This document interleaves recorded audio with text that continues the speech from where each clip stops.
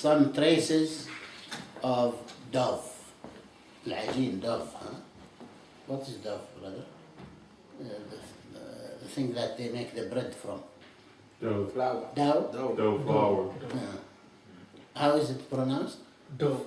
Dough? Yeah, D-O-U-G-A. Yeah, so apparently the same pot, because they didn't have much, it's a very simple life. They make dough in it, and he's using it for water to wash up, you see.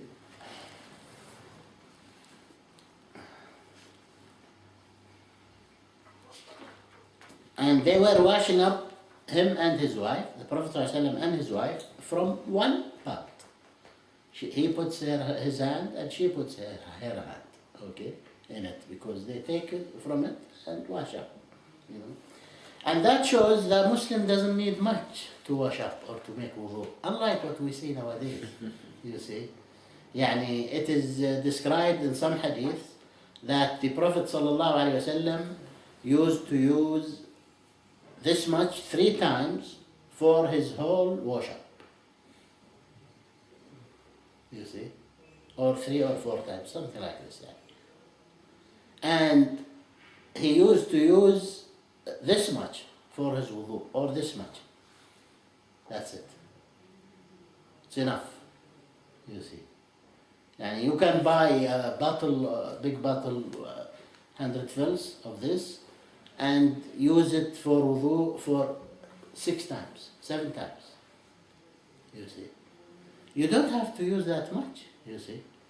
You don't have to use that much. And this teaches us a lot. Yani when we apply this in wudu, this teaches us to be careful always, you see, because wudu is 5 times a day, you see. So when you open this, the faucet, you don't need to open it all the way, not even half the way.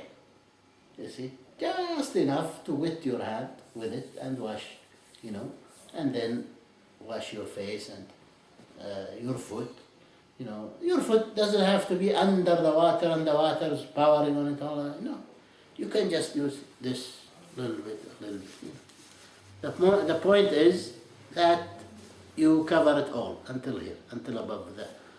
You don't need to put it there and power a lot on it. No, you don't need that. So we will come, inshallah, to wudu.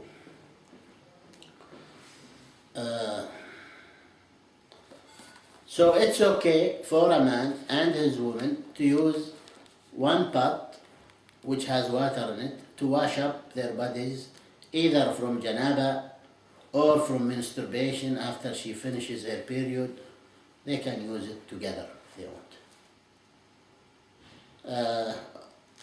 Also, Umar radiallahu anhu said here,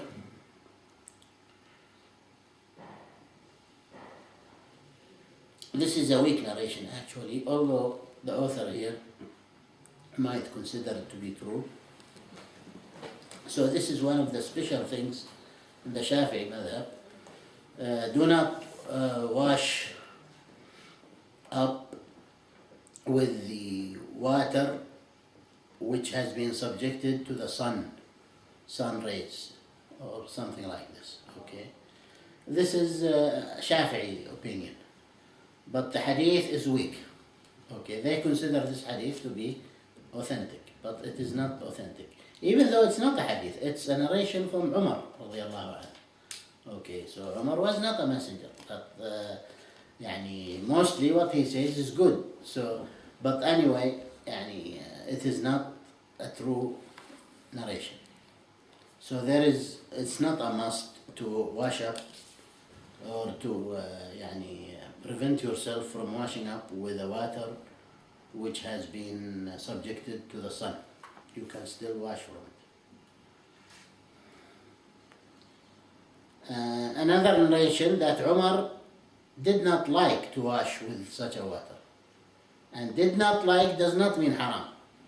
You see? This is another thing. We have haram and we have makruh. Haram means unlawful. Makruh means undesirable. You see? So it's like Umar considered it undesirable. maybe now, inshallah, some people who are in the subject of medicine and all this, they can find out something about this.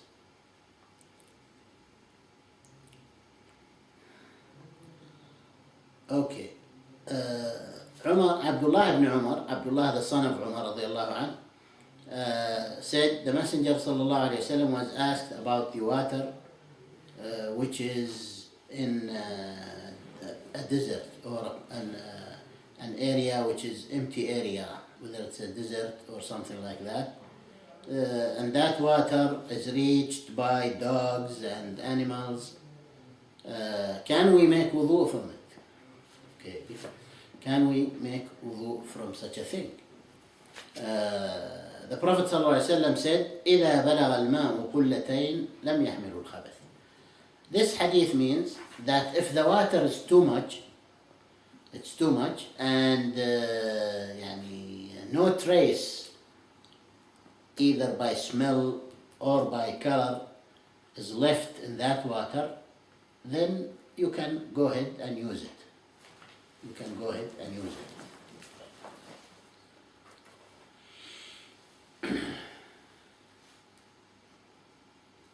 What is the volume of the Qulla and Hadith? Qulla, I remember there was different explanations about the Qulla.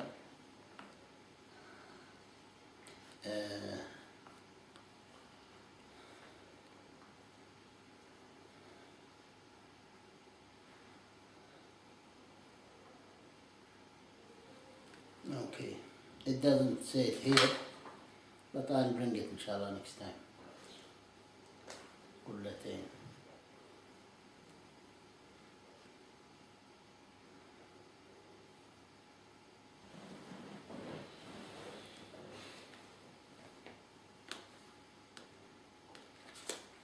Okay, the next hadith, okay, maybe this will explain it here. Al-Qilal, Al-Jarra Al-Kabira. And he explains it here. نعم خلال حجر تقارب 5 قرب كما اختاره الشافعي. Again, he doesn't explain it exactly.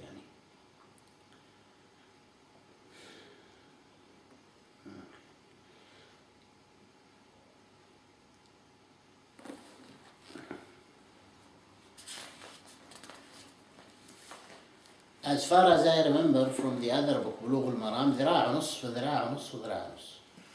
Something like this, or ذراع في ذراع في ذراع. يعني 1 meter cube, almost. 1 meter cube, or 1.5 meter cube. This is 1 قلة.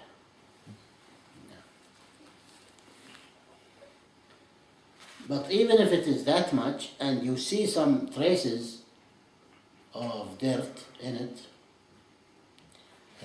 either by color or by taste, then you don't use it. If you know that this is the taste of something which is dirty, whether it's urine or whether it is the other one or things like this, okay? Not any dirt.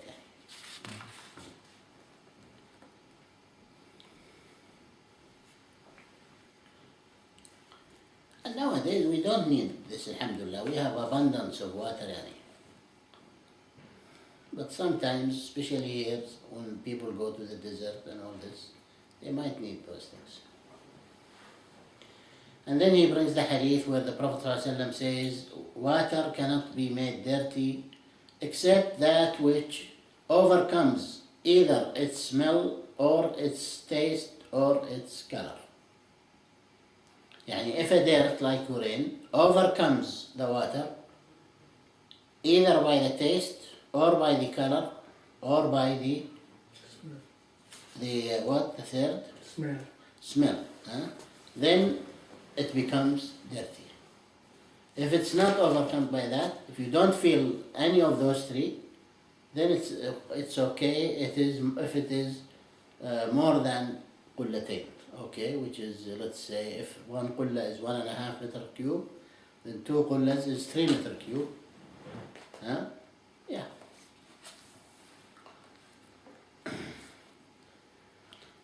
Al-Hasan radiallahu anhu said, I memorized from the Prophet sallallahu alaihi wasallam, دع ما يريبك إلى ما لا يريبك.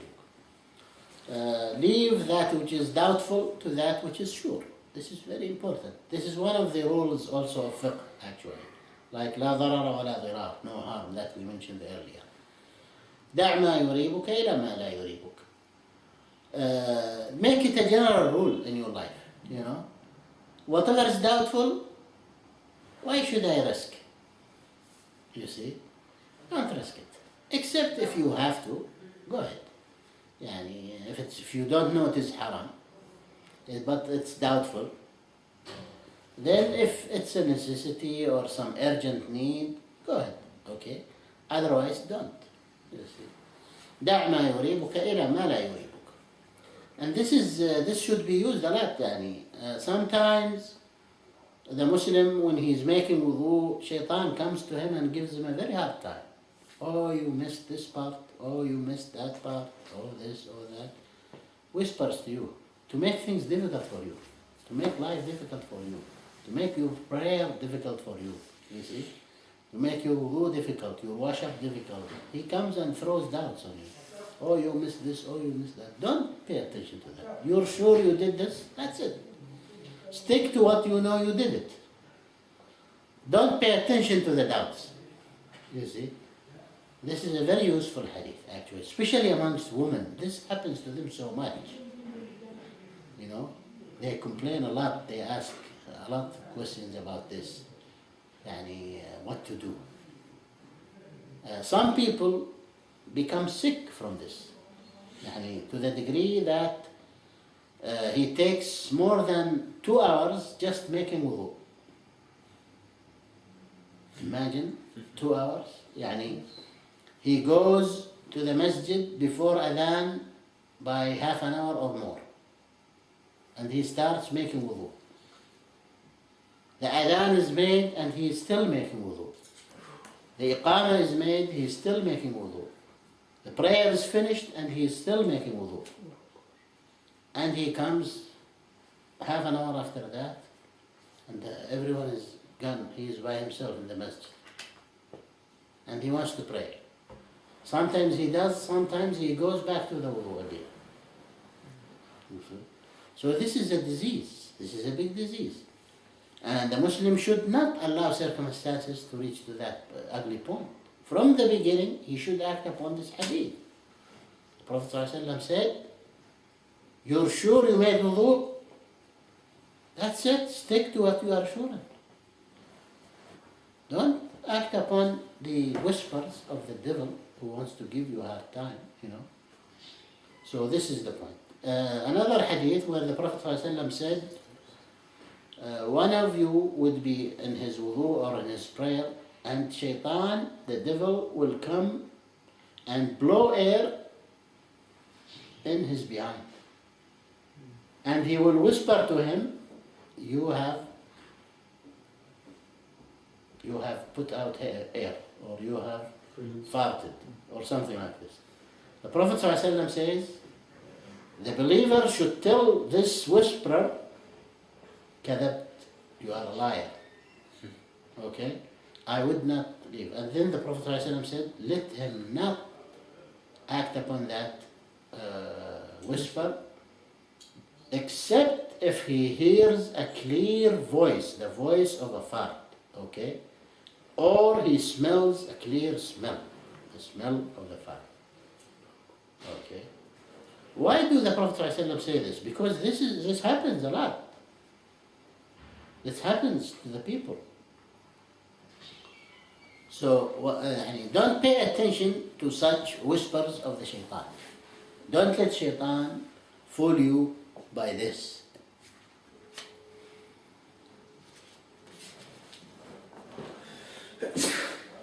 Yarhamkallah.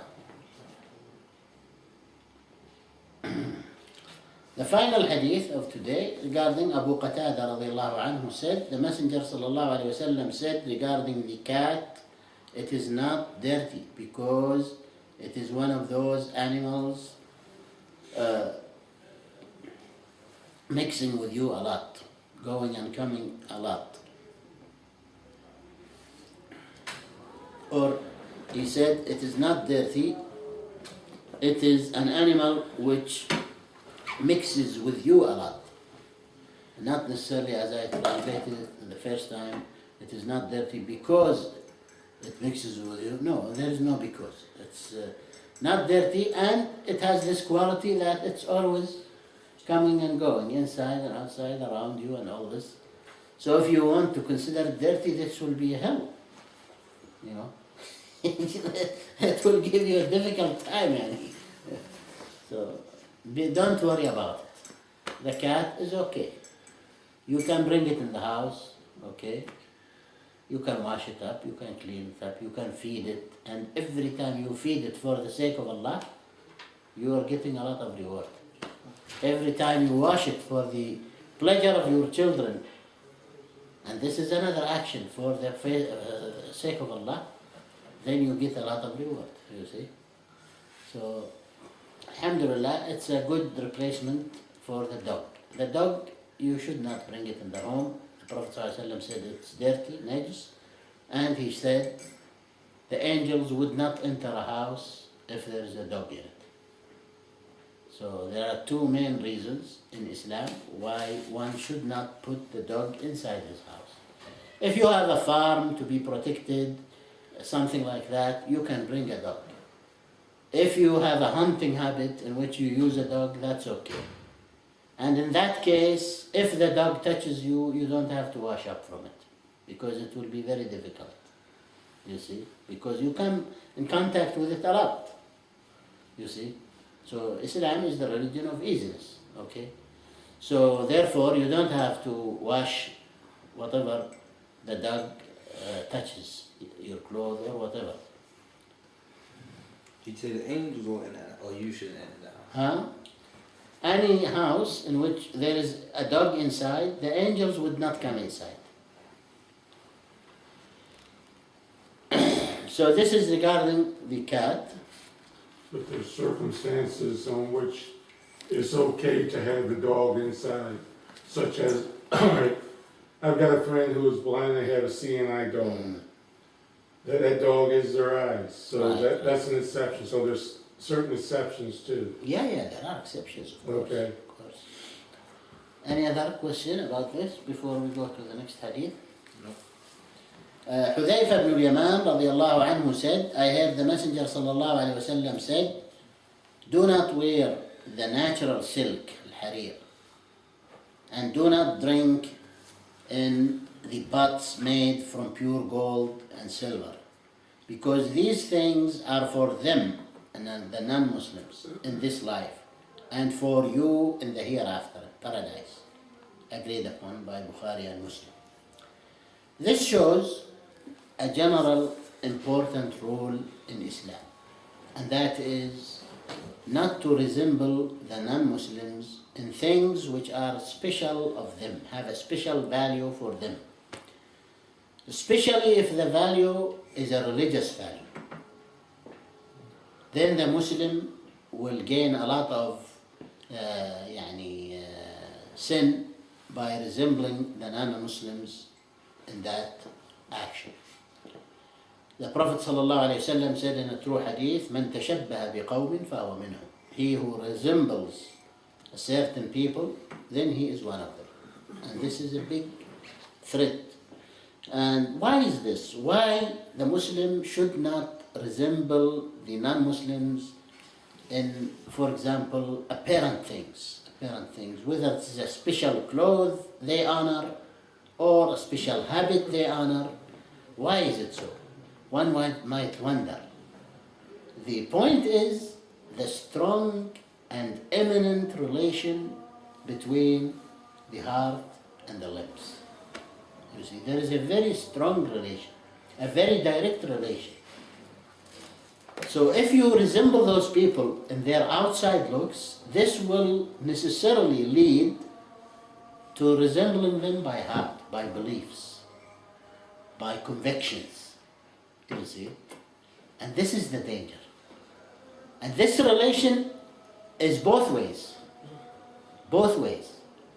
The Prophet ﷺ, when he was starting his prayer, he would say, أقيموا صفوفكم أو ليخالفن الله بين وجوهكم. What does it mean? It means straighten your lines in prayers, be close and be straight in your prayers, for otherwise Allah will make your hearts different. You see? So those two things are related.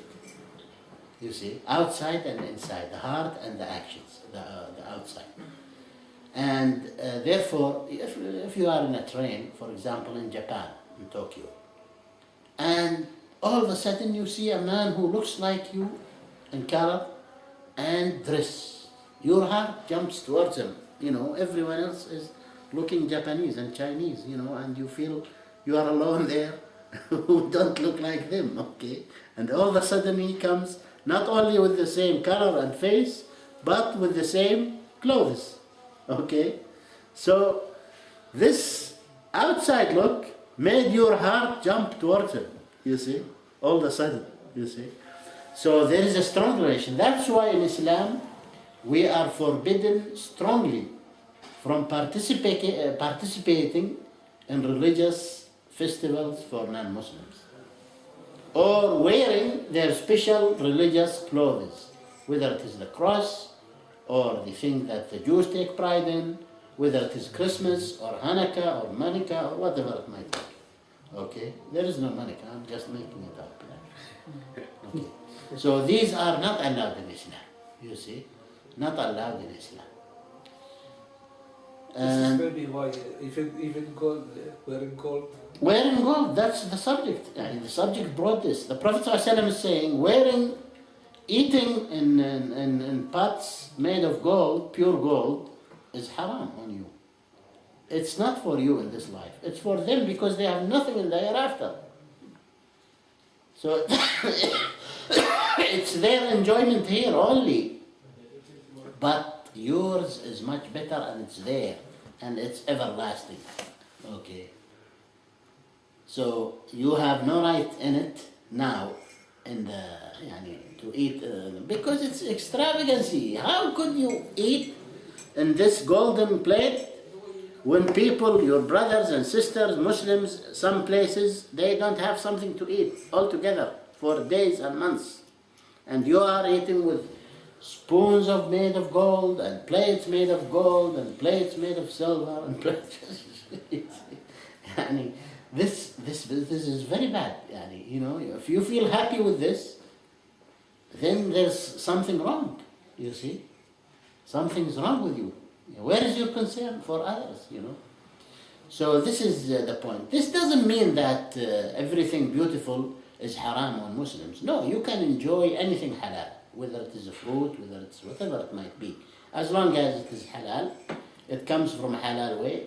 You eat from it without extravagancy, without waste, because Allah hates waste. Okay, this is the point. So this is regarding this. If there are some exceptions, as the brother mentioned earlier, in the case of dogs, also in gold there are exceptions.